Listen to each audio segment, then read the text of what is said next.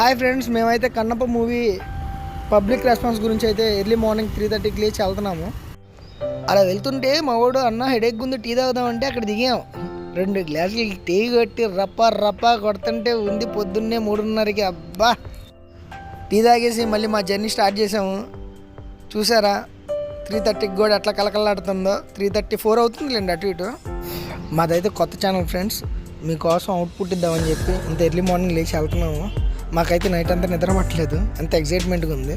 అంటే first time కదా public response తీసుకోవటం, చాలా ఎట్లా అదొక ఫీలింగ్లో ఉన్నాము, హై ఫీలింగ్లో.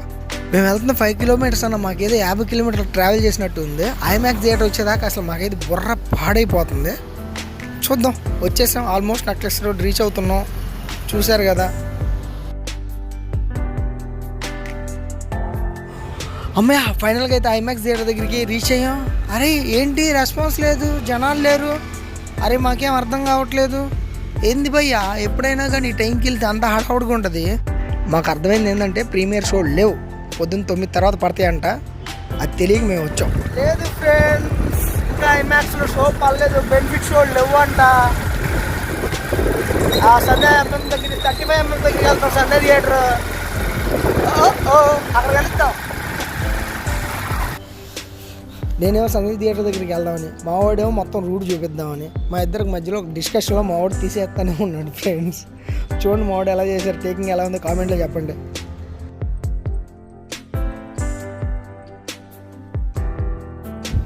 మీరు చూస్తున్నారు కదా ఫ్రెండ్స్, ఎర్లీ మార్నింగ్ 4:30 అట్లా అవుతుంది.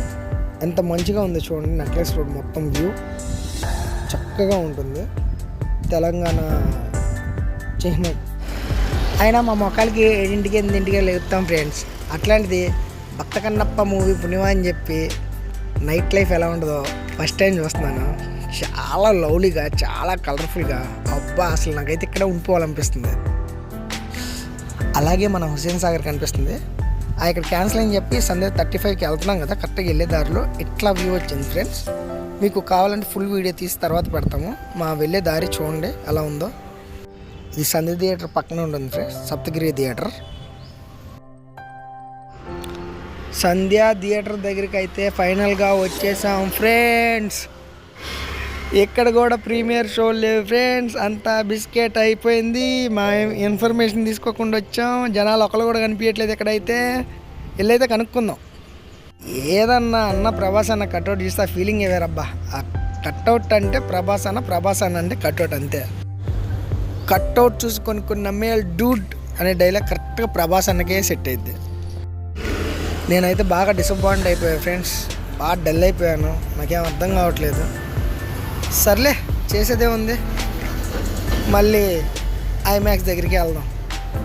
మీరు స్టే ట్యూన్, అప్డేట్ ఇస్తూనే ఉంటాం. మనం ఎన్నో బావాచి బిర్యానీలు చూస్తూ ఉన్నాం, కానీ ఒరిజినల్ బావాచి సంధ్య థియేటర్ 35 mm పక్కనే ఉంటుంది ఫ్రెండ్స్. ఇదిదా ఒరిజినల్, గుర్తుపెట్టుకోండి. ఫ్రైడే రావాలా, సినిమా చూడాలా, బావాచిలో బిర్యానీ తినాలా, ఇంటికి పోవాలా. మళ్ళీ ఐమాక్స్ థియేటర్ దగ్గరికి వెళ్తాం ఫ్రెండ్స్ 9 కంట.